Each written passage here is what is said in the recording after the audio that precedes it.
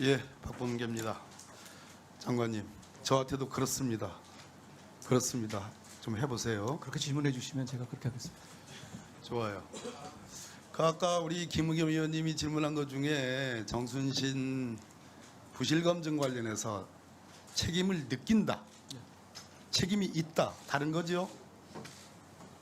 뭐 큰 차이가 있는지 모르겠습니다만 그러면 책임이 있다 이렇게 하는 의미로 내가 받아들여도 되겠어요? 구조적 문제이고 반복될 수 있는 문제이지만 책임감을 가지고 개선점을 찾겠다는 취지로 이해하시면 되겠습니다. 더 구태한 것 같은데 책임을 느낀다보다 아니에요? 해석하시면 되겠습니다. 예, 좋아요. 법무부 장관이니까 마음은 콩밭에 가 계시지만 법률적 견해를 좀 한번 묻고 시행 얘기를 물어봅시다. 윤석열 대통령이 대일 매국 회교의 외교와 관련해서 우리 대법원이 두 번에 걸쳐서 판결을 내린 건 아시죠? 생각을 해봐야 되겠습니까?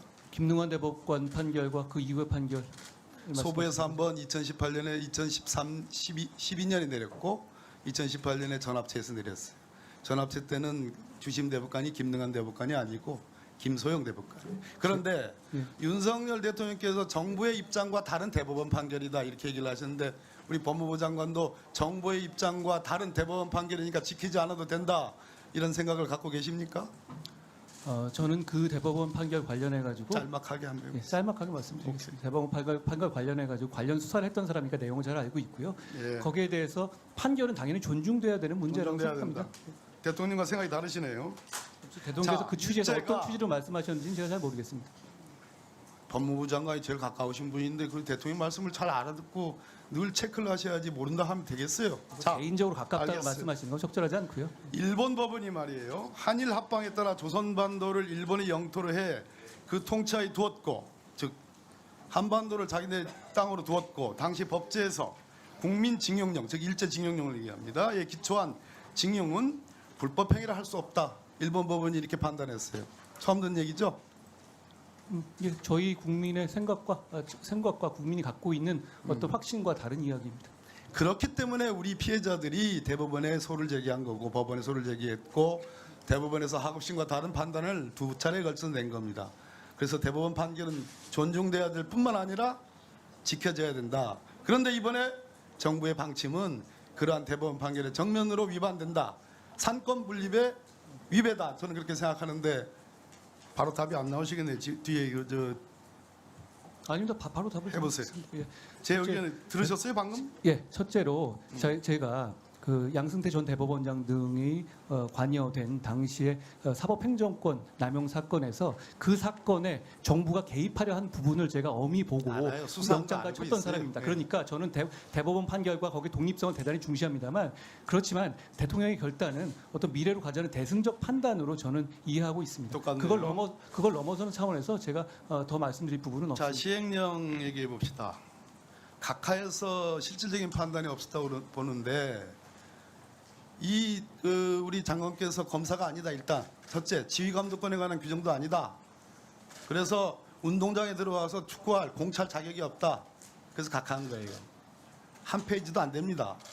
명확한 이야기 때문에. 말씀드릴까요? 두 번째, 검사들의 권한도 헌법상의 12조에 의해서 그것이 태생되는 수사 기소권이 아니고 그것은 국회가 만드는 법률에 의해서 잉태되는 권한에 불과하기 때문에 그것은 어느 기관이 특정할 수도 없는 것이고 입법으로 얼마인지 자유롭게 조정할 수 있다는 것이 이번 헌법재판소의 의견입니다.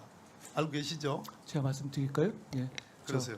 네 한 30초만 해보세요. 네 분의 의견이 달랐다. 그리고 장관과 검사의 헌법적 권한이 있다는 걸 인정했다는 부분도 좀 중시해야 될 것 같고요. 그리고 다수 의견도 헌법상 규정된 권한이 아니라고 말하기 어렵다는 취지도 되어 있다는 점도 있습니다. 그런데 중요한 것은 이 쟁송은 검사의 권한을 확인하기 위한 것이 아니라 국민을 범죄로부터 보호하기 위한 것입니다. 그러기 위해서 실질적인 답을 들을 수 있는 여러 가지 청구인으로서 청구했던 것이고요. 좋아요. 오히려 국민들께서 답을 듣지 못해서 상당히 장관께서 안타깝게 생각하실 것 같습니다. 오늘 장관께서 마약, 조폭, 마약, 깡패, 위증무고 이런 것만 얘기했는데 더 얘기할 수도 장관의 시행령으로 원상 회복한 수사권 중에 왜 직권남용이나 허위공문서 작성이나 일부 선거법 위반 범죄는 왜 얘기 안 하십니까? 부정부패인 선거법 위반을 수사하면 안 됩니까? 왜 안 됩니까? 역시 질문에 질문으로 답을 하시네. 아니요, 좋아요. 전 자, 그러면, 답입니다.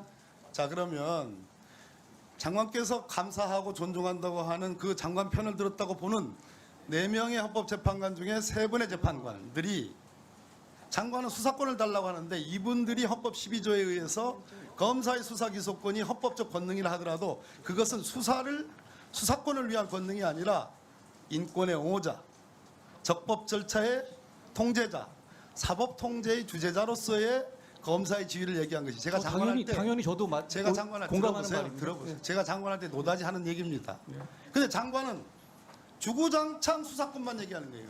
우리 수사의 칼을 달라. 수사의 칼을 갖고 있는 다른 기관에 대해서 검사가 인권보호기관으로서 어떻게 사법 통제를 하겠다는 얘기는 한마디도 없고 칼만 달라. 칼만 달라. 남이 든 칼을 제대로 쓰고 잘못 쓰면 안 된다라고 엄히 따져 물어야 될 검사의 지위를 헌재가 확인했는데 우리에게 칼을 주시오. 칼을 주시오만 반복해서 얘기하는 겁니다. 그렇기 때문에 헌법을 잘못 입고 있다 이 말이에요. 고발인 이의 신청권 같은 경우 폐지 같은 경우는 경찰 단계에서 수사가 종결됨으로써 나올 수 있는 인권 피해, 국민의 인권 피해를 검찰이 리뷰할 수 있어야 한다는 취지입니다. 제 취지가 뭐가 다릅니까? 저는 이 점에 대해서는 지금 위원님과 제가 다른 말씀을 하고 있지는 않다고 생각합니다. 네. 그렇지 않습니다. 예.